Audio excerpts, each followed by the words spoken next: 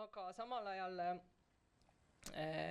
ma üritan võib-olla niimoodi nihverdada ühele ja teisele poole, et kohati mulle tundub, et naistele tehakse liiga, nende suhtes valitseb kohutav ebaõiglus ja samal ajal ma näen ka juhtumeid, kus meeste suhtes valitseb tohutu ebaõiglus, nii et ma olen kuidagi selline soo võib-olla siin teie vahel. Aga mis ma tahtsin öelda, et Johanna kirjutas siis, et ma tsiteerin, see oli täpselt see, millest sa ei tahtnud rääkida. Kas naiskirjanduse auhinnal on aastal 2025 mõtet? Ütlen ausalt, et ega ma kohe üldse ei tahaks sellele küsimusele ise laval vastata ja täiesti kindlasti hakkaksin laveerima, kui keegi nii küsima peaks, aga kardan, et publik ootab just seda laadi asju. Et ikkagi, kui me nüüd tuleme siia aastasse 2025, siis meil on mingis mõttes hästi võitlevalt üleval just kirjanduses see naisküsimus, et meil ongi nüüd tõesti naiskirjanduse auhind, meil räägitakse ka näiteks Naiskirjanike Liidust, meil on ka räägitud, eks ole, kuidas tegelikult see, ütleme, see skandaal hakkas veerema ju sellest, kui eelmise aasta Kulka auhindade laureaadid olid, kui palju seal oli, 1,5 naist või? Jah, üks oli 2 peale vist. Ja, ehk et kuskilt see tuleb, et kui ma küll mõtlen meie auhinnale, siis meil on siin väga normaalne sooline tasakaal olnud läbi aegade, aga et jah, et tõesti, et võib-olla ma pöörakski sinna pidi, et sa ju oled ise ka olnud tegelikult Kulka žüriides, et kuidas see siis juhtub, et siis neid auhindu siis naistele ei jagu või no sa vist ei olnud küll sel aastal seal siis. Õnneks sel aastal ei olnud. Aga et kas siin on, ütleme, seest poolt vaadates selles süsteemis siis mingisugused sellised nagu kitsaskohad või asjad, mis suunavad siis niimoodi, et ikkagi need mehed on siis kuidagi püünel? Noh, tegelikult selle toonase aasta taguse Kulka skandaali lansseeris Maarja Kangro, kes läks seal üritusel lavale ja käis selle 1,5 naist välja ja Maarja vaigistamiseks on ta kiiresti vahepeal valitud Kirjanike Liidu esiisikuks. Aga noh, ma arvan, et eks ta tahtis natuke sellist provokatiivset aktsiooni lavastada, aga ta pärast kirjutas Sirpi sel samal teemal tegelikult väga tasakaaluka loo, kus ta möönis ka täiesti seda, et vaevalt nüüd, et ükski žürii tahtis naisi kottida ja mina ka ju tunnen, et kui ma olen olnud kuskil žüriis, et loomulikult mina olen alati teinud oma äranägemise järgi parimad otsused. Kui ma vaatan, žüriidega on ju alati mingi jama. Kas Rebecca, sina ei olnud siis žüriis, kui hakati rääkima, et miks venelastele ei anta piisavalt au? Ei anta vene keelest eesti keelde tõlgitud lausupärast. Ja. See kirjutab hiljem saab suust ümber, et peab olema eesti keeles keeles loodud. Et ühesõnaga see vaade maailmale publiku hulgast ja žürii hulgast on hästi erinev ja mõlemad on õigustatud. Aga mis ma mõtlen selle...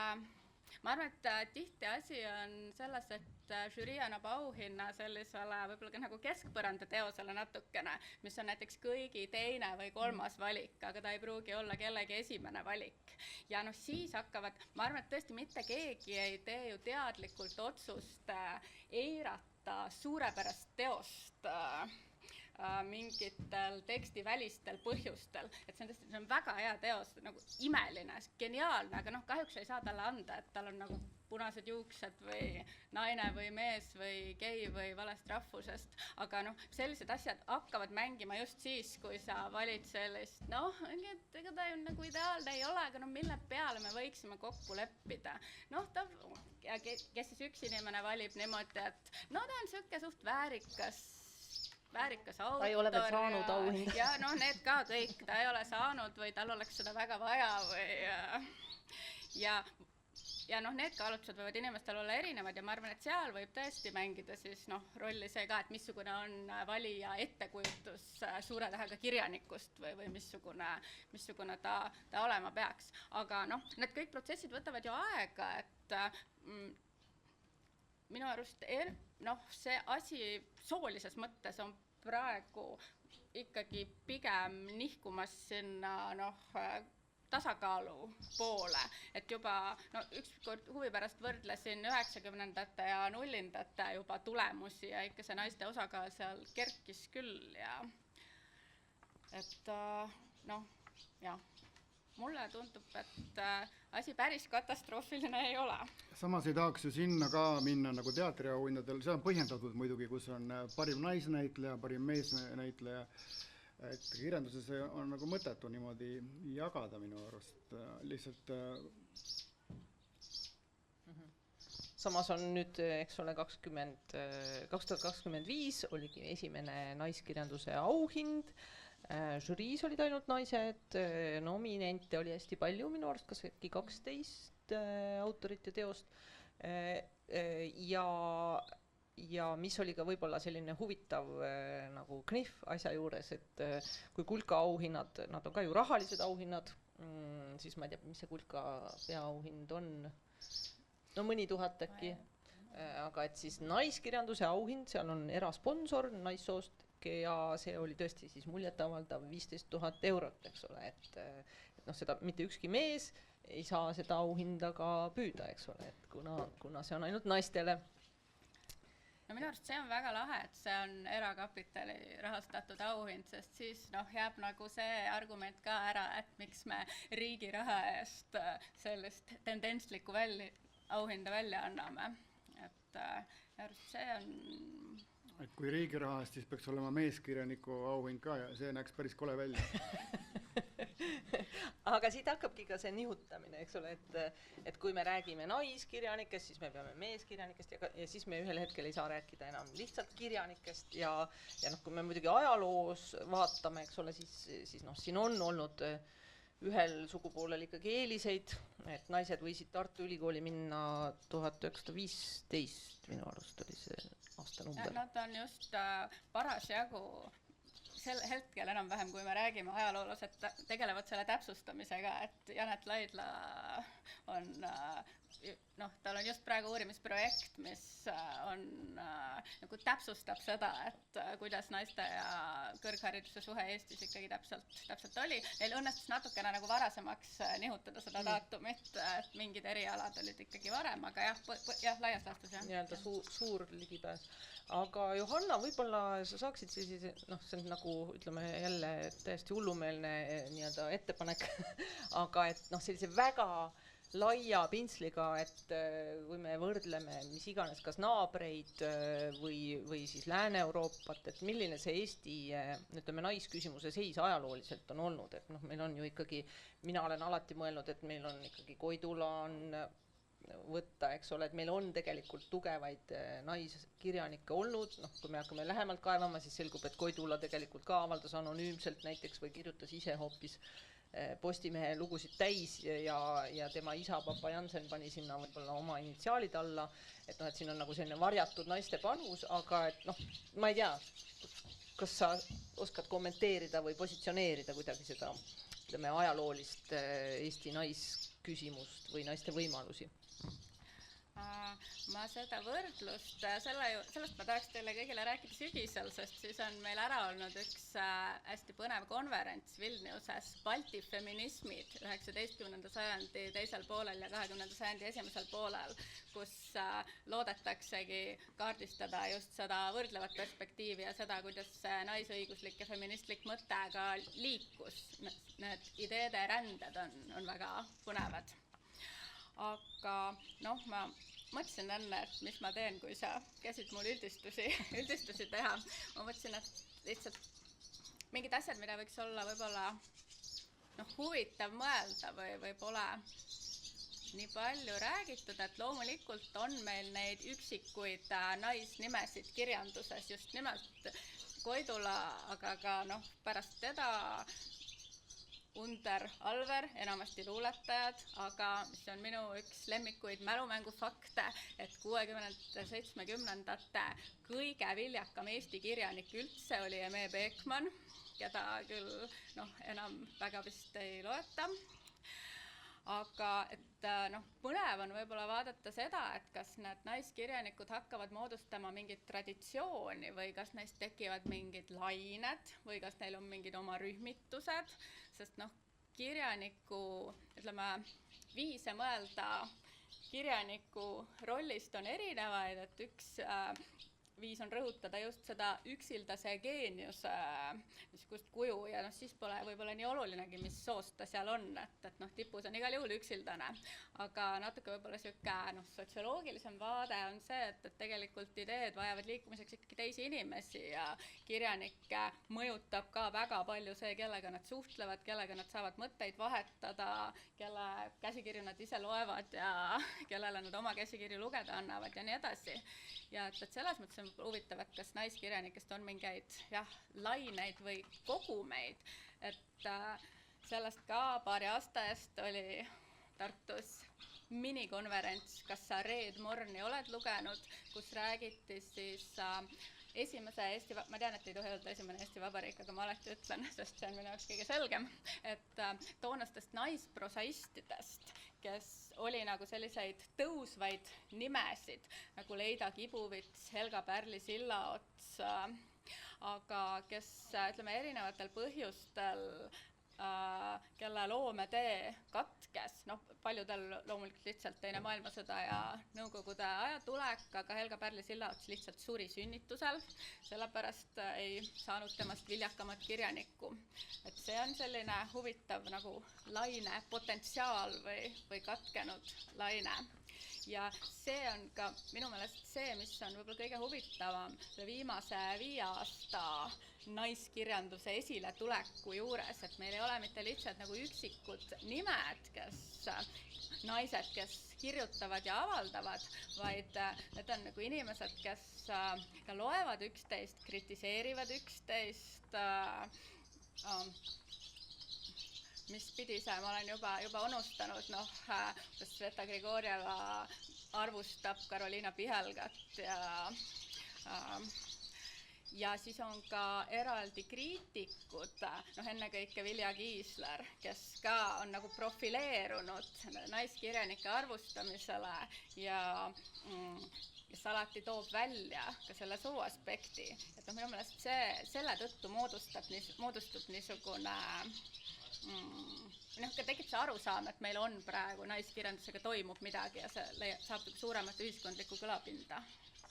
Ehk siis, et ikkagi seda krunti ja kandepinda nagu on võimalik jälgida, et see ei tule tühjalt kohalt, et oi, et ühel hetkel järsku kõik kirjutasid väga head asjad, vaid see niimoodi tasapisi samm-sammult, noh, ka kõik see retseptsioon üldse, et noh, et see positsioon, et keegi on kirjutav naine, eks ole, et see nagu tuleb siis, et praegu midagi sellist on õhus tegelikult, et me võime ka niipidi vaadata, et lihtsalt, et kuna on kerkinud esile nii palju huvitavaid naisautoreid, siis on ka põhjustatud rääkida sellest auhinnast, et võib-olla varem oleks see või mingis teises olukorras oleks see kuidagi punnitatud või noh, ühesõnaga, et me üritame sookvooti sisse seada või midagi sellist võib-olla, ma ei tea. Et aga kui sa peaksid nagu sellist ma ei tea, midagi kriitilist välja tooma, et kas meie jällegi sellel kirjandusskeenel on siis nagu selliseid murekohti, et kus jällegi sinu õiglustunne nagu noh, saabki puudutatud, et ongi midagi valesti. Tekib kohe küsimus, kas sa vihjad millelegi konkreetsele? Ei, praegu üldse ei vihjanud. Et lihtsalt, et kui me proovime seda tänast seisu nagu kuidagi vaadata rahulikult, et jah, et kas siis pigem on see nagu just nimelt, et klaas on täis, meil on palju huvitavaid autoreid, kes on naised, või on siin nagu ikkagi sellist, noh, ütleme, naistest möödavaatamist ja selle kiuste meil ikkagi osad siis murravad kuidagi läbi. Ma ei tea, on siin mingeid probleeme? Äkki see ongi sellest, et on tulnud väga palju juurde seda, mis sa enne ütlesid, et samad inimesed arvustavad üksteise teoseid ja need on naised. Et kui on tekkinud palju huvitavaid naiskriitikuid juurde, siis nad eelkõige valivad naiste teoseid ja no, see ongi see lumepall, mis läheb veerema järjest ja võib-olla see ajalooline Vene aja taaga inerts on olnud meil nii pika vinnaga, et nüüd võib-olla see asi plahvatab ja varsti on ka Kulka auhindadel vastupidi, et enamus auhindu nopivad naised ja siis mõned mehed hakkavad kurtma. Ma ise loodan, et see nii läheb, sest noh, peab olema ikkagi tasakaal kokkuvõttes. Ja ma arvan, et see, kui naised on järjest rohkem esil, noh, see toob ka uusi noori autoreid peale. Noh, see on ju ka selline tuntud, ma ei teagi, lõks või paradoks või vastupidi asjade loomulik seis, kes tahab kuidas tõlgendada, et valdkonna feminiseerumine ja selle prestiiži langus käivad sageli käsikäes, ka palkade langus. Et noh, võib-olla kui kirjandus feminiseerub, võib-olla siis tähendab see, et see on samal ajal nihkub üldse nagu kõrvaliseks valdkonnaks. Ei, ma ei usu. Ma arvan, et meil on pigem see kogu see vaba maailma harjunud traditsioonid on meile jõudnud palju hiljem. See on loomulik, et naised kirjutavad, no ütleme, ideaalses maailmas meil ei oleks ju naiskirjanduse auhind ja naiskirjanduse seltsi eraldi. Need on kuidagi kõlavad nagu sellised 100 aasta tagused mõisted lääne ühiskonnast. Aga meil on nad praegu olemas ja kui nad on olemas, järelikult neid oli vaja ellu kutsuda, järelikult see pilt on seni olnud meeste keskne. See naiskirjanduse auhind vist viitaski tagasi umbes 100 aasta tagusele auhinnale, mille sai Maria Under, aga mis vist toona jäi suhteliselt ühekordseks või kui keegi mäletab paremini, siis parandage mind. Luules on ju tegelikult enamik, kui võtta 100 kõige põnevamat luuletajat, siis nendest on enamik ju naised ja juba ammu niimoodi. Aga kuidagi see, et naised kirjutavad pikki romaane, võib-olla seda on siis valdavalt meestest koosnevad žüriid alahinnanud, et mis ta sinna tuleb, on ju. Aga kas me Eestit pead see silmas? Eestit pean silmas, jah. Noh, jah, see on selles mõttes alati sattumuslik, et on ka perioode maailma ajaloos ja kultuure, kus peeti romaani äärmiselt feminiinseks žanriks, millega mehel ei olegi võib-olla nagu asju tegelda. Et selles mõttes, jah. Või on siin ka see kirjutamise eripära, et kui sul on, ma ei tea, kodus kari väikseid lapsi, et siis väga raske on kirjutada 500 lehekülge või 300 lehekülge tihedat teksti, et meil on võib-olla ikkagi olnud ka see traditsioon, et kui isa töötab, siis kabineti uks on kinni ja peab vait olema, aga kui ema töötab, siin on ju tegelikult ka need Ellen Niidu näide oli vist, et nõude pesemise ajal ta mõtles neid luuletusi välja näiteks, et selline nagu multitasking, rööprähklemine, sellised asjad, et siis naisel ei olegi jõudu seda suurt eepilist romaani kirjutada või ma ei tea, ja jällegi, kas see tänapäeval on muutunud või? Mulle see meenutab, mida jällegi Maarja Kangro on rääkinud oma emast Veelo Tunglast, kuidas see köögiuks oli kinni ja siis Õismäe korteri suitsuklaasiga köögiukse tagant võis näha neid pakse suitsupilvi, mille taga ema kirjutas ja pidi olema täiesti vait. Vaevalt küll nüüd, et 3 tüdrukut päris vait oli taga. Et loomulikult see keskendumise aspekt on oluline, aga et see jällegi ilmselt see keskendumise privileeg sõltub paljudest erinevatest teguritest, eks ole, mitte ainult soost. No ikkagi normaalses perekonnas ei olegi naine pottide pannide taga, see on nii iganenud arusaam, et rollid jagunevad kuidagi sujuvalt, ei ole rolle, võib-olla liiga palju võetaksegi neid rolle endale ja kantakse neid siis ka üle taha. Naiskirjanik on selline, ta on vaevleb raskustes, ta peab neid titadele lutte suhu toppima, millal ta saab kirjutada. Tegelikult tänapäeva elu ei ole enam ammu selline ju. Et selles mõttes ega keegi nagu ei pane kätt ette, kui inimene tahab kirjutada ükskõik mis soost ta on. Minu arust küsimus on pigem selles, et kas seda piisavalt tunnustatakse, kas seda piisavalt kajastatakse. Me tegelikult näeme praegu, et seda viimasel ajal Eestis tehakse. Kui võtta Vikerkaar lahti, siis seal on minu arust enamik kajastatavaid teoseid, mis ma viimati nagu lappasin need esimesi lehti, seal olid naisautorid ja palju oli ka naiskriitikuid. Et et otseselt ei saa kurta, et meil oleks no tähendab, et ütleme, see auhinna agenda natuke on, et on vaja sellise asja järele vajadust, aga et võib-olla et tegelik pilt on siiski juba, ta ei ole nii must. ma loodan, mis ma mehena oskan öelda, eks ole. Ja kõike saab sinu vastu kasutada. No kui võtta puhtalt loominguliselt, siis tegelikult siin ei tohiks seda nagu soolist erinevust niivõrd olla. Noh, inimene on inimene erinevate annetega ja ma kuulan palju elektroonilist muusikat, seal on mingi koodnimi on artistid, aga ma sageli ei tea, kas autor on mees või naine. Huvitavas muusikas on alati feminiinne alge, on ka loomulikult maskuliinne ja on mingi kosmiline neid kõiki ühendav. Kirjanduses on see natuke, võib-olla otsesem, sa ei saa sõnadega minna nii ambivalentseks, et kui raamatul sageli ei oleks autori nime peal, kas me siis saaks aru, et näiteks Öö ema on naise kirjutatud, kui ma võtan võib-olla kõige feministlikumad teosed, mis Eestis on ilmunud, on võib-olla Kiva raamatud, Kummiliimi allikad või Roboti tee on nihe, kus ta kirjutab, tema, eks ole, see on mingisugune arvutiprogrammi rike, mis kirjutab nii-öelda. Aga ikkagi autori nimi on kaane peal, Kiva, ja mina tegelaseks on teismelised tüdrukud.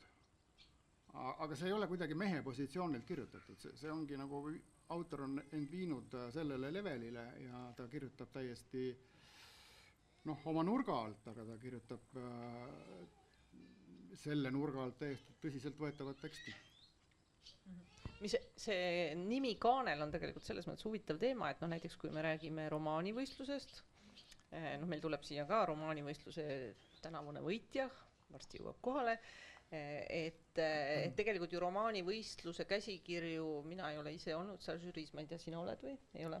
Et seal on ju käsikirjad on anonüümsed ja tegelikult ei ole võimalik aru saada, kes on autor, aga et kuidas see siis toimub, eks ole, ja kas on mingisugused nagu iseloomulikud jooned, mille järgi üldse võib ka siis mõistatada, et meil on see Eesti kultuur on niivõrd pisike, kõik teavad, see on see, too on too, eks ole, et keegi kirjutab varju nime all, aga ikkagi siis jälle ühel hetkel saadakse aru, ka näiteks Noora-Maria London, eks ole, lõpuks siis paljastas ennast, et sama isik, eks ole, kes ka selle romaanivõistluse võitis, et see mõjutab ju alati, et kaanel on mingi nimi ja kas ta on siis nüüd naise või mehe nimi, isegi kui seda inimest ei ole võib-olla näiteks varem kuulnud seda nime, aga et kas naiskirjutusel on mingisuguseid erilisi jooni, mis on, ma ei tea, teile silma jäänud puht subjektiivselt, et mitte mingi teaduslik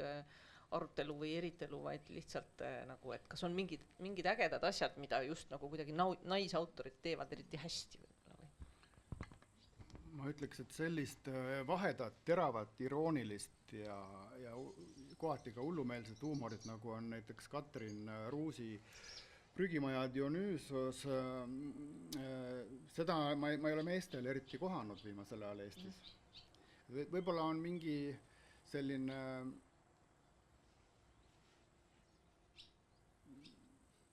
ma ei oska öelda, mis see on.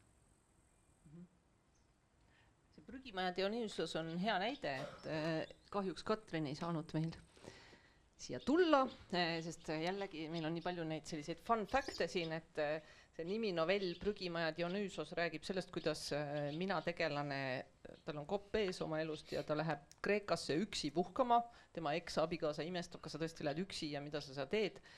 Samal ajal on tal päevad, mis tähendab, et ta ei saa ka ujuda meres, vaid ta peab siis, ja siis ta saab päikese põletuse ja seal on 100 häda, siis hakkab talle mingisugune nolk külge lööma ja see kõik on nagu tohutult eluterve. Ja tõesti, Katrin siis praegu ka viibib Kreekas, nii et soovin talle edu.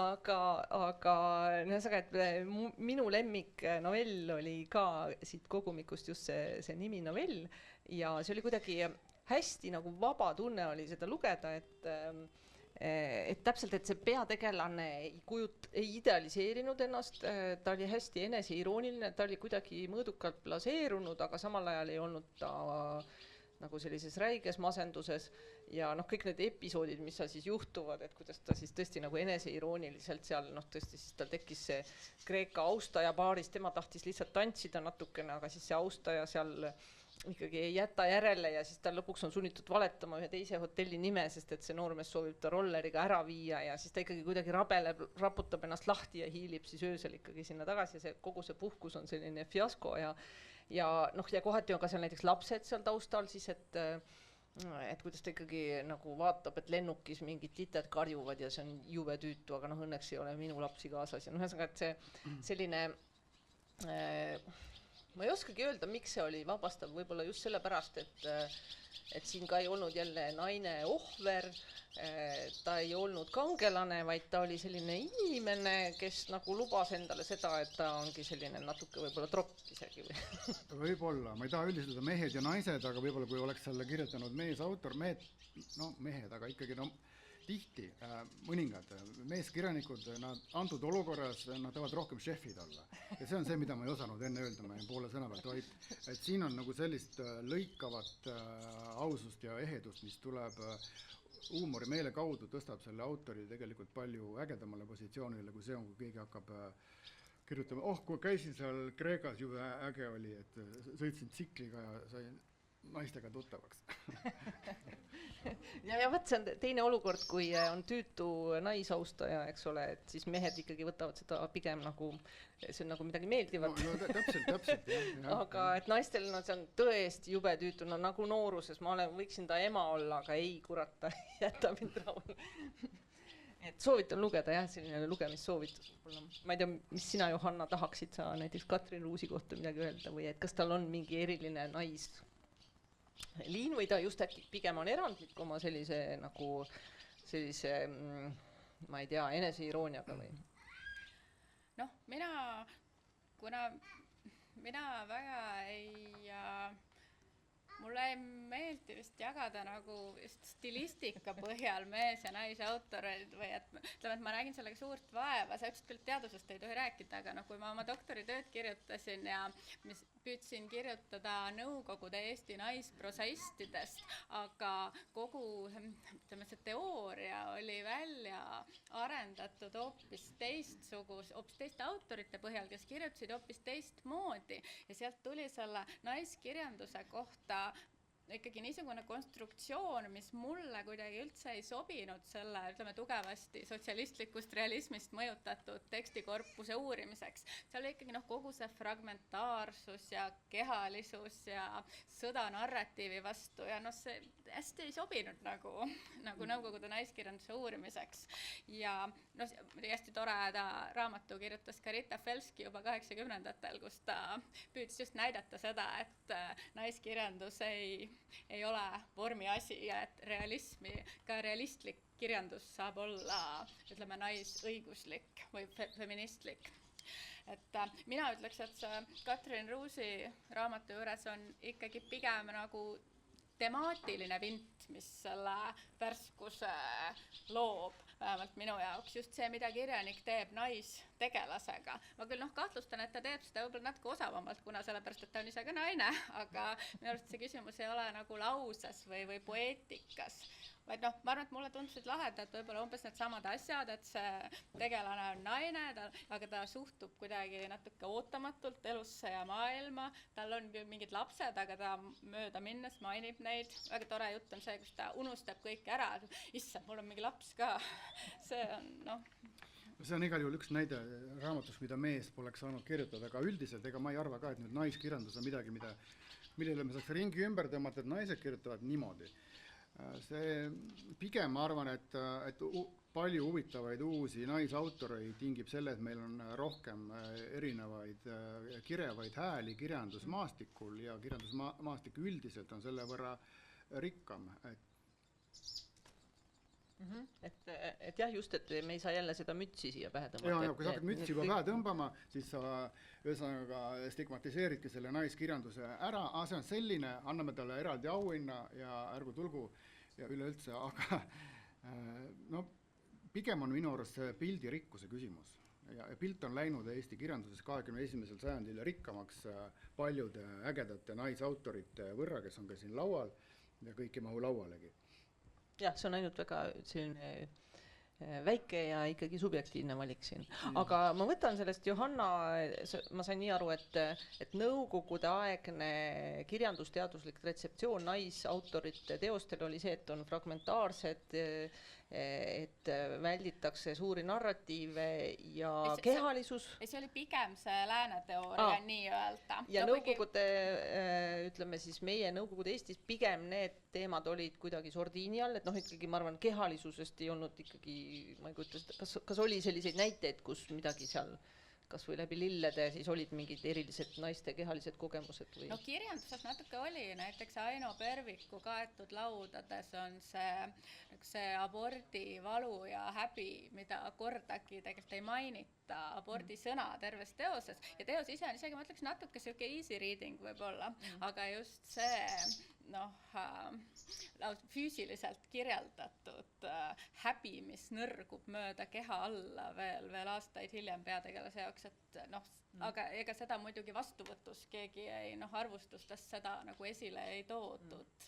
See on selles mõttes huvitav, et jällegi nõukogude kontekst oli ju see, et see oli peamine pereplaneerimise vahend oligi abort, ehk siis, et väga paljudel naistel oli see kogemus, aga seda nagu ei, see oli ikkagi väga suur tabu, et sellest ju tegelikult ei saanud rääkida ja kui me vaatame praegu, meil on väga karm raamat on, eks ole, Maarja Kangro Klaaslaps, mis on siis, ma ei tea, ilmselt ei vaja tutvustamist, et siis mina tegelane, kes väga soovib rasestuda, siis selgub, et lootel on väärareng, millega ei ole võimalik, et see elusalt, et ta võib elusalt sündida, aga ta sureb niikuinii peagi, et see ei ole nii-öelda võimalik selle väärarenguga elada ja siis ta on sunnitud aborti tegema ja see on väga naturalistlikult siis ju kirjeldatud seal kõik ja et ütleme, need tabud on nüüd võib-olla hästi esine, et mulle tundub, et see kehalisus on praegu küll selline hästi läbiv teema, et ka õhuskõndjas on nurisünnitus näiteks, siis on just nimelt need päevade teemad jooksevad läbi, et meil on mehed ja naised, aga et oleme kõik inimesed, aga osadel on niimoodi, et on nagu teatud aja kuust on neil väga tüütud mingisugused kõrvalnähud, eks ole, või füsioloogilised protsessid, et see tegelikult see kehalisus praegu minu arust tuleb välja ikkagi väga erinevate naisautorite teostest või ma ei tea, on sul sellist korpust, tekstikorpust võrrelda? Nojah, eks ta ikka tuleb või ma ei oska selles mõttes vaielda küll kuidagi. Kas ma võin teha väikse vahekokku võtta? Paljud on minu käest küsinud, 14 aastat on siin laua taga arvanud Eesti kirjandusest Mihkel Kunnus. Et kust siis on Mihkel Kunnus? Ja otsustasime, et Mihkel Kunnus on onu Heino, kes levitab maskuliinset toksilisust ja tema ei kõlba arvama midagi enam Eesti kirjandusest. Mihkel Kunnuse me saatsime lapsi hoidma. Ei ole nii. Mihkel Kunnus on aasta isa, tal on 3 väikest poega, kui te olete märganud, siis ta on kogu aeg rakkes, tal lihtsalt ei ole aega lugeda raamatuid. On ju nii, Mihkel? Minu laps on ka tema hoida praegust, väga hästi hoiab lapsi. Sellest saab ta palju paremini hakkama kui kirjanduse teemalisest arvamusest. Nii et õiglane karistus sulle ja hästi kannad seda.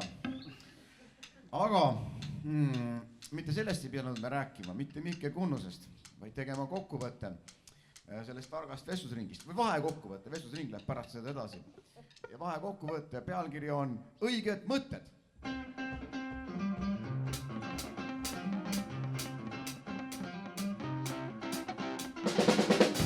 Selles Eestis elan ma, siin on lihtsalt huvitav. Me teeme panuse elukvaliteedile. Jõudu tuleb pühendada, Eesti jälle ühendada. Suures solidaarses peres naised, vanurid ja peded. Ärme tühja lahmime, strateegiliselt mõtleme. Euroopal vajalik ehk on Eesti töökus, Eesti jonn. Keegi võiks jälgima, keegi ei jää nälgima. Suhtlemisel Venemaaga seiskem sirge seljaga. Eesti keelt on väga vaja, muidu põhi vajub ära. teaduslikud arendused päästavad me majanduse. Ärme tühja lahmime, strateegiliselt mõtleme. Euroopal vajalik on Eesti töökus, Eesti jonn.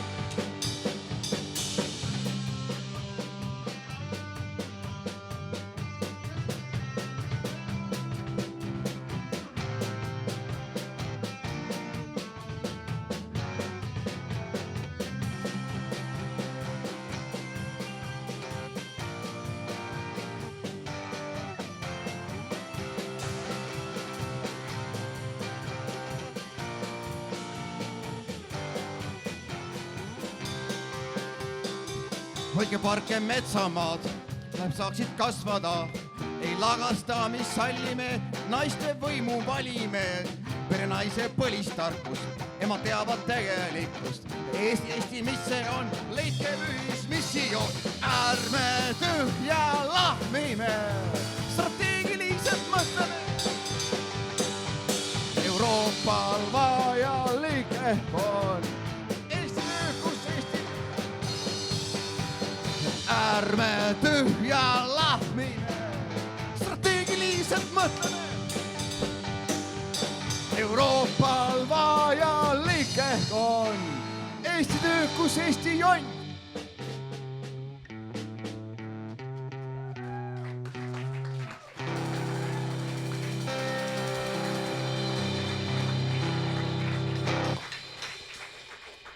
Ma ei saanud nüüd hästi sõnadest aru, et mis see naisküsimuse kohta oli.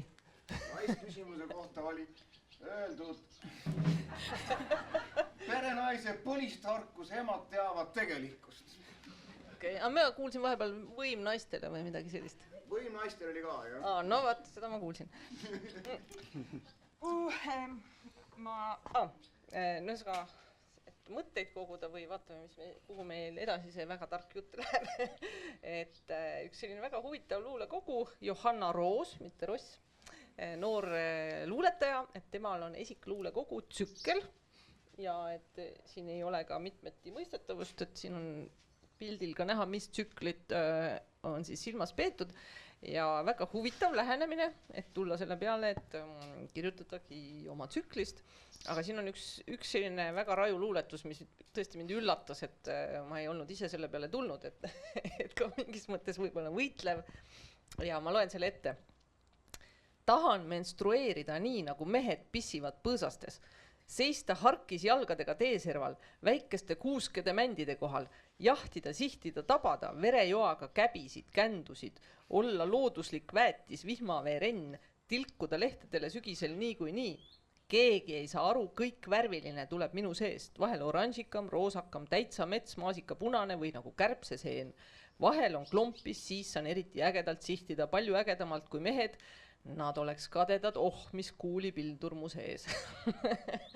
Ühesõnaga lihtsalt üllatas mind, et ma ei taha üldse kuidagi kommenteerida ega mõtestada, aga et selles mõttes on see jälle see kirev pilt, et millest saab kirjutada ja see on jälle üks teema, millest võib-olla mehed ei saa kirjutada, vähemalt mitte niimoodi. Ja siin on nagu huvitav see lähenemine teemale, et siin ei ole ka sellist vaeva, vaid lihtsalt selline väga jõuline nagu seisukohavõtt võib-olla. Ma ei tea, kas te tahate selle luulekogu kohta midagi öelda või inspireeris teid miski muu võib-olla? Ei, tähendab, kehalisus ei ole minu huvialade hulka ei kuulu tegelikult kunstis ega elus nii palju kui vaja on. Aga kui seal on oma selline kandvam, kui ta jõuab mingile muule levelile, nagu siin jõuti, siis on ju väga tore, kui avatud, lüüakse jalaga lahti mingeid uusi uksi, aga ja pealegi see võib tuua uusi lugejaid, kellel lihtsalt tekib võib-olla ebaterve uudisimu, et mis seal siis on niimoodi. Aga siis ta vaatab, et see on ikkagi ka kunst ja lepib sellega, et naised menstrueerivad ja kirjutavad ka sellest. Minu arust see on tore, jällegi pilt läheb avaramaks järjest, aga võib-olla veel lahedam oleks, kui mehed hakkaksid kirjutama menstrueerimisest ja naised hakkaksid kirjutama, ma ei tea, põõsasse ma ei tea, see ei ole päris hea paralleel. Ma ei teagi, mis see päris see meeste värk on, ma tegelikult ei tea. Aga kui naised hakkasid kirjutama meeste asjadest, kui positsioonid ühesõnaga muutuksid rohkem ambivalentseks, et kui me pääseks välja üldse sellest naiskirjanduse ja meeskirjanduse sellistest piiridest. aga minu arust praegu tuli väga hästi välja see seest ja väljast kirjelduse vahe, et tundub nagu, et see on küll teada, mis see naiste asi on, aga mis see meeste asi on, ma hakkasin mõtlema, see kauboi kauboi ratsutab loojangusse sigarambus, tsikkel lohiseb ka veel kuskil metall selle ketiga järel ja siis on kirka on tal vööl või mida, no ühesõnaga macho pask. Ja viikingi see müts on peas ja õlu niriseb sealt voolikuga niimoodi. Väga ilus. No vaat, aga see huumori teema, et meil see Katrin Ruus tuli hästi välja sellise eriti särava huumori näitena, aga võib-olla näiteks need raamatud, mis meil täna siin laual on, siin tegelikult nad on sellised tõsised pigem, et jälle see ilmselt oleks väga suur ämber, kui öelda, et naisautorid kirjutavadki ainult tõsistel ja rasketel teemadel, et siis on ka, eks ole, naisteka žanr, mis jällegi on omaette teema, et kuidas sellesse peaks suhtuma võib-olla, et mis on sellised jutukad siis või, aga et ma ei tea, naiskirjanduses huumor, et sina tegelikult tõid just välja selle, et Katrin Ruusil oli see eriti särav see huumor, aga et see on ikkagi nii, et mõnel inimesel on huumorimeel, mõnel ei ole ja see ei lähe kuidagi sugusid pidi. Et miks ma enne ütlesin Katrin Ruusi kohta, et seda poleks saanud kirjutada mees, lihtsalt seda poleks võib-olla saanud keegi teine kirjutada kui Katrin Ruus ja tema on naine. Selles mõttes hästi sõnastatud praegu, jah. Minu arust, kui hakkad nagu nimesid vaatama, siis on ikkagi väga naljakat naiskirjandust ka. Brigitta Davidentsi Plahvatus nätsuputkas, seda on just kiidetud nagu sellepärast, et on naljakas, hea ja naljakas. Minu arust Margit Lõhmus on ka kohati väga naljakas. Kellegi peale mõtlesin, Ave Taavet on ju ka selline sürrealistlik humorist, aga ma saan aru, et sa võib-olla sihid natuke sinna, et kuidagi selle naiskirjanduse mõiste juures trügib natuke esile selline, mina olen niimoodi natuke inetult nimetanud, koduses ringis nimetanud nagu traumafeminismiks või et kuidagi selline naiste raske elu ja kindlasti ka veel läbi põlvkondade kõik ilgelt kotitakse ja et nagu on selline asi, joonistub ka välja, aga et jah, ju siis sellest on vaja kirjutada või ju see kuidagi tahab välja tulla. Mingid kogemused, mida saab jällegi võib-olla ainult naisautor, nagu millele tähelepanu juhtida rohkem võib-olla või nagu mingi oma vaatenurgaga. Aga üks on võib-olla see eneseiroonia teema, et jällegi, mina ise ka arvan, et ma ikkagi suudan olla päris eneseirooniline, aga see on ilmselt ka vale puha, et tegelikult ikkagi ei suuda piisavalt. Aga et ma mõtlesin, et mis see eneseiroonia, et kes on nagu eriti kõvad eneseiroonilised inimesed, et nendel on vist ikkagi see teema, et neil on nagu elus kuidagi nii hästi kõik, et nad võivad seda endale lubada.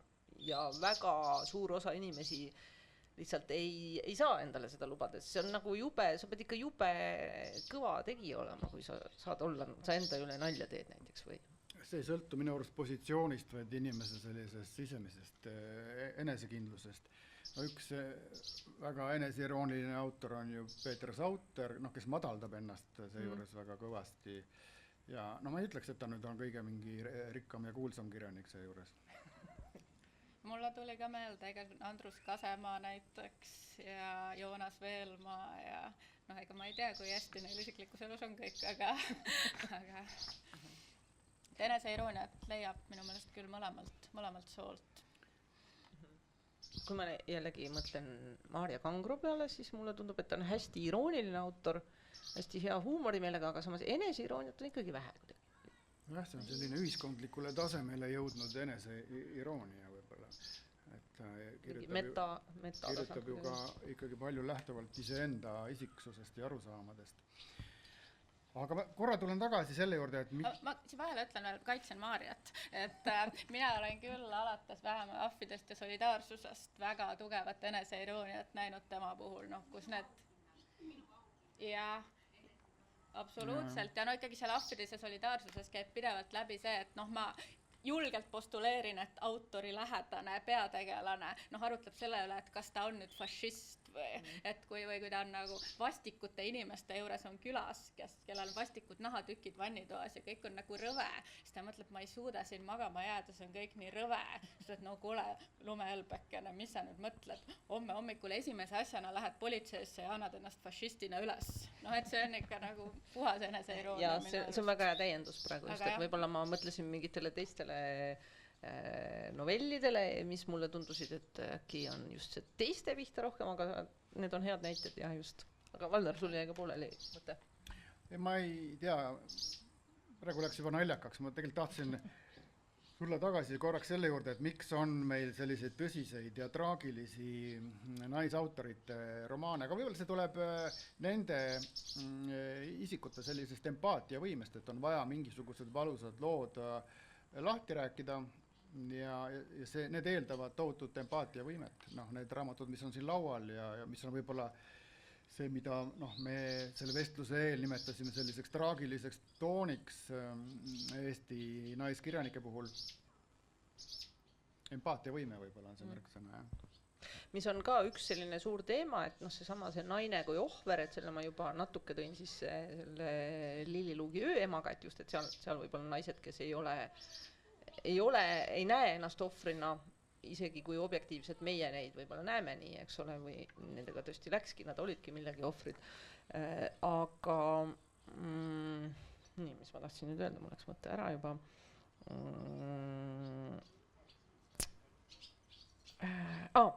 Tegelikult oli mul selline isiklik kokkupuude, ma mõtlengi, et ma vist nimesid ei hakka nimetama, et üks väga normaalne, tore meeskirjanik, nägin teda juunikuus ja rääkisin, et meil tuleb sel aastal siuke naisküsimuse festival ja siis kuidagi jäime arutama seda teemat ja siis ta kuidagi mainis, et tead, siin ikkagi on nagu selline probleem küll, et ma enda arust olen väga normaalne mees ja suhtun naistesse hästi, aga et kui ma loen jällegi üks naiskirjanik, keda siin täna ei ole, et kui ma loen tema raamatut, et siis ma kohe tunnen, et ka mina olen nagu ilge värdjas mees, sellepärast, et ma olen mees. Et see on nagu see teine äärmus, eks ole, aga et Kui vana ta on? See mees või? Jaa. See mees on niimoodi 50 tuuri. Okei. Mis värvi juuksed? Ma mõtlesin äkki, ta on noor. Minul ma panen tähele, kui ma vaatasin draamafilme näiteks, või loen, ütleme, kirjandust, kus on peresuhted või midagi sellist. Kuni umbes 35. eluaastani ma olin alati meeste poolt. Praegu ma olen enamasti naiste poolt. Ma ei tea, mida see näitab, aga lihtsalt võib-olla, et vanusega see muutub see, et ma pean olema kogu aeg nii mees. Et ma ei järka hommikul selle tundega, et ma olen mees.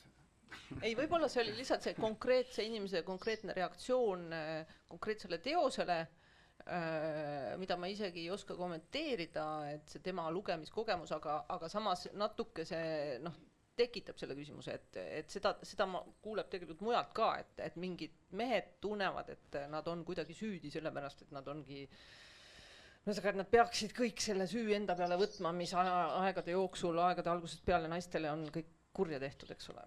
Jah, kui sa samastad end meessooga üleüldse. Seda ei pruugi teha, igaüks on ikkagi indiviid oma, aga kui keegi tahab võtta... Sul ei ole selliseid traumasid, et sa tunned ebamugavust lugedes mingit raamatut, kus mehed on ikkagi tõesti väga kohutavad. Ei, ma seda ei tunne, et ma nüüd samastaks end iga sellise nurka surutud meestegelasega ja miks mehi nii kujutatakse, seda ma ei tunne.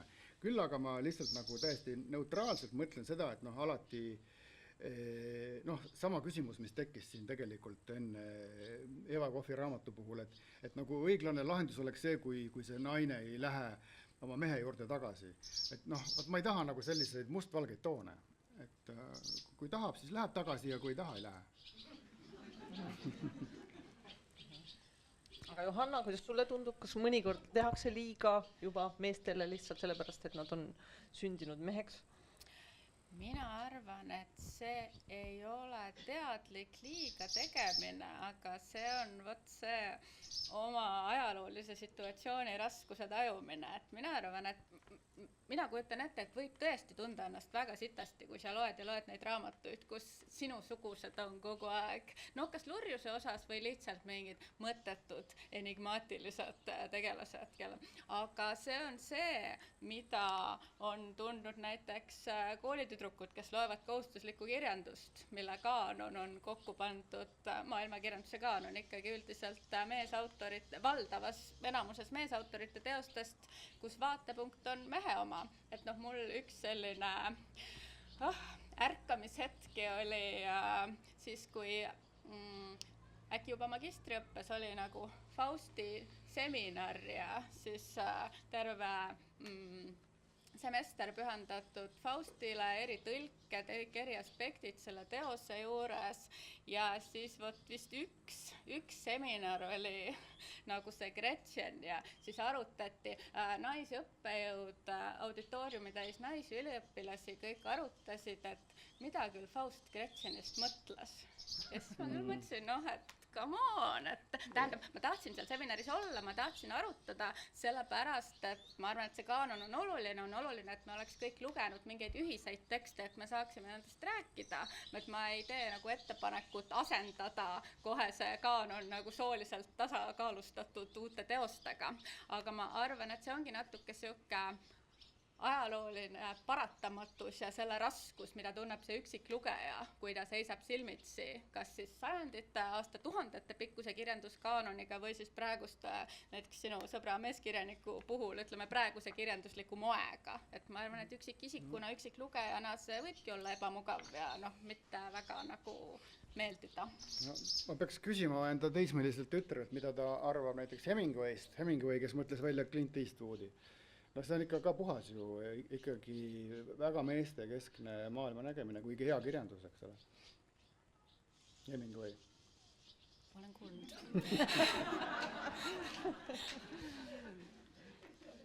No need näited on ju sadu 20. sajandist. Aga mina näiteks olen tähele pannud, et mu enda see lugeja positsioon on hästi palju muutunud, et ma olin tunduvalt riiakam ka Hemingway suhtes siis, kui ma lugesin teda, ütleme, klassikuna, kes ongi mulle antud, vot see on kirjandus. Loe, samastu, tunne, mõtle. Aga ja siis ka ilmselt ajal, kus minu käeulatuses oli nagu vähem sellist naiskirjandust. Aga nüüd ma tunnen ennast kuidagi juba turvaliselt selles suhteliselt arvukas, rikkalikus, heas naiskirjanduses ja siis ma üldse ei ole nii tige enam nende meeskirjanike vastu ka.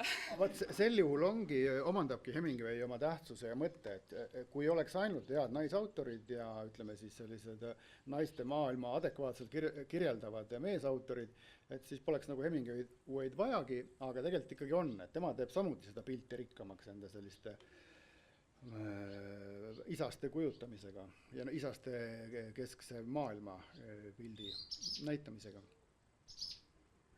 Mul tuli üks teema meelde, mis mind üllatas, oli see Sirbi artikkel, ma ei tea, teie jõudsid. Valner oli väga šokeeritud. Ma olin üllatud, naljakas. Aga ma vist pean nagu taustava, ma ei tea, kas sa lugesid seda? Kas see uus vaimsus või? Just, et uus vaimsus kui selline ikkagi ka kohati väga patriarhaalsete mudelite ja mustritega toimiv süsteem, et see on siis ka see, et leia enda sisemine jumalanna ja lõpuks on see, et kes siis selle kõik kinni maksab, et võib-olla siis ikkagi peab olema see rikas mees, kes seda teeb. Et see mingis mõttes on see selline nagu vastuolu võib-olla, et seal artiklis oli ka hästi välja toodud, et kuidas siis just nimelt see, et see tegelikult puudub see solidaarsus, et päriselt võib-olla võidelda mingite asjade eest, mis võib-olla on halvasti või et meil ongi palgalõhe või mingid sellised asjad, vaid selle asemel siis keskenduda ainult oma sellisele sisemisele jumalannale, ehk siis, et kus on siin see sotsiaalne mõõde ja südametunnistus võib-olla või et see nagu oli huvitav, et tõesti, et ka selle peale ei olnud nagu mõelnud, et see on hästi populaarne, see selline uusvaimsuse ma ei tea, laine nagu just ka tegelikult haritud inimeste või keskklassi inimeste hulgas, eks ole, et mind üllatas, et see on uus ja et see on vaimsus. Aga oli samas ega ei õndsasti. saa pahaks panna nendele inimestele, kui nad niimoodi tulevad eluga hästi toime, siis miks mitte, ei saa neilt seda palukest ära võtta ju. Iseasi, kui see muutub nagu selliseks peale suruvaks agendaks, mida hakatakse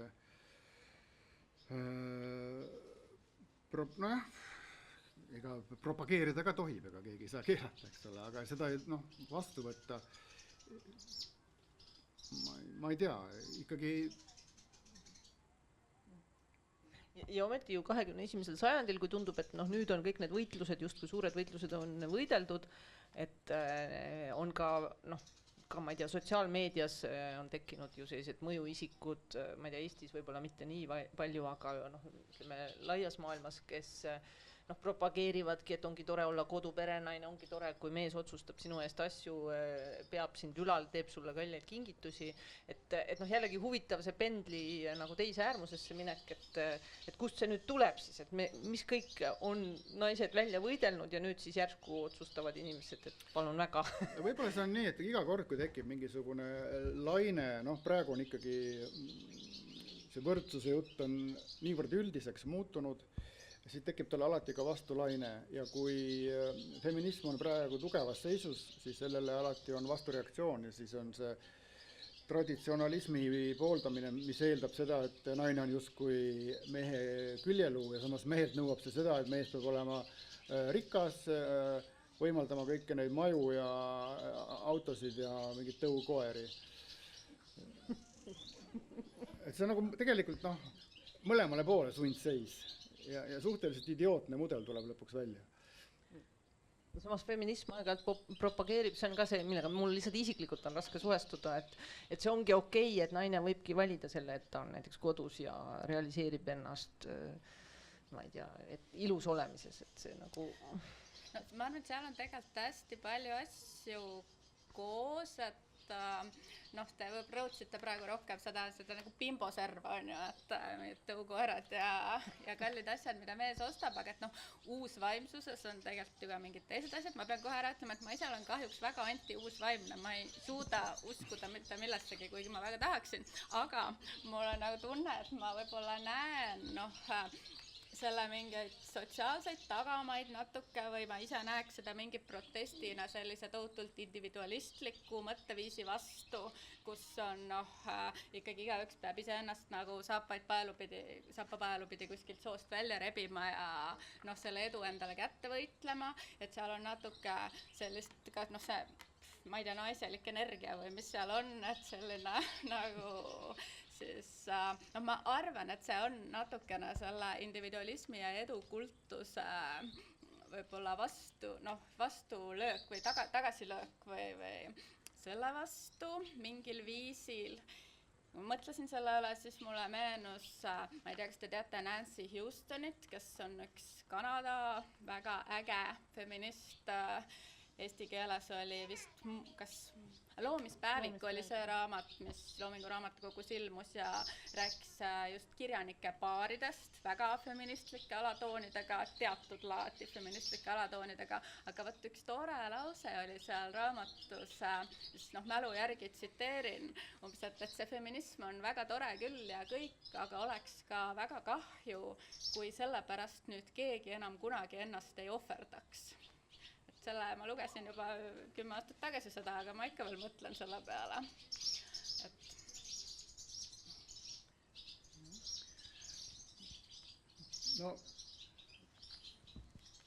Iga asi, mis muutub mainstreamiks, muutub mingis mõttes ka igavaks ja sellele tekib kohe alati mingi alternatiiv, jah, aga samas me võime ju mõelda, missugune oleks ideaalne maailm ja sinna poole alati pürgida ja sinna jõua niikuinii mitte kunagi kohale, selles mõttes on igasugused sellised liikumised teretulnud ju, mis üritavad vähemalt.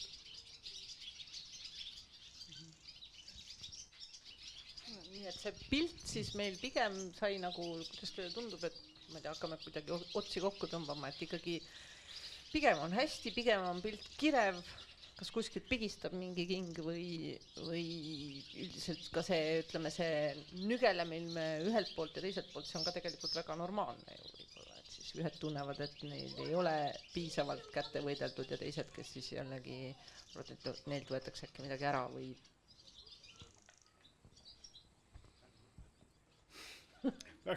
väga raske on seda kokku võtta kuidagi, mis me siin täna rääkisime. jah. Et enam-vähem nagu okei. Johanna jääb lõppsõna juurde. see on küll.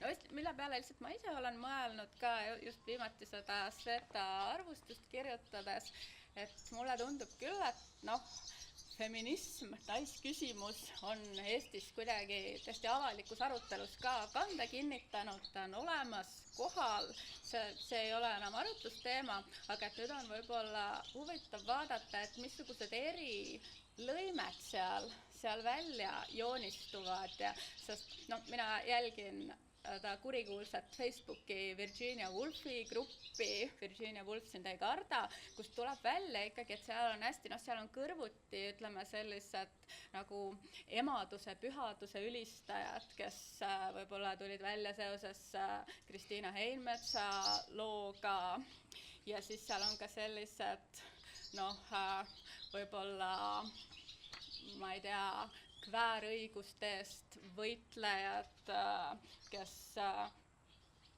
mingis mõttes kaitsevad hoopis vastupidiseid õigusi, aga nad kõik tegelevad naiste õigustega. On huvitav vaadata, kas Eestis tekivad omad nii-öelda terfid või kuidas nad, mis on siis selline halvaks panev nimetus nende feministide kohta, kes ei tunnista transinimeste õigusi. Et kuidas need soosõjad mingis mõttes ei ole minu meelest kohalikus kontekstis väga läbi väideldud või läbi peetud. Ei tea, kas üldse tuleb juhust, võib-olla need teemad juba kaovad enne, kui need siia jõuavad või tuleb midagi uut asemele, aga selles mõttes, et võtta sa enne ütlesid, Mari, et me võiks rääkida siin nagu naisküsimuse eri varjunditest, aga et eri varjundid, see kõlab nii leplikult, tegelikult ma arvan, tuleb ikka rohkem tüli, kui hakata eri varjunditest rääkima, aga ma arvan, et väga põnev. Ma tegelikult ei tahaks lõpetada niimoodi sültjalt, et jah, enam-vähem okei. Tegelikult ma mõtlesin selle Johanna, sinu jutu ajal sellele, et kui Kaja Kallas oli peaminister, siis Reformierakonna reiting oli 35.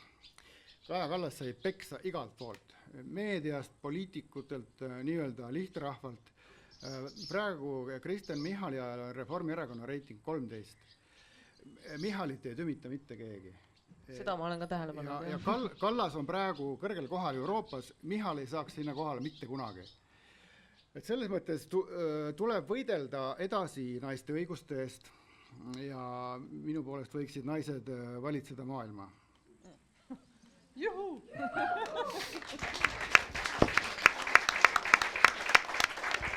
Sellega võime lõpetada oma arutelu.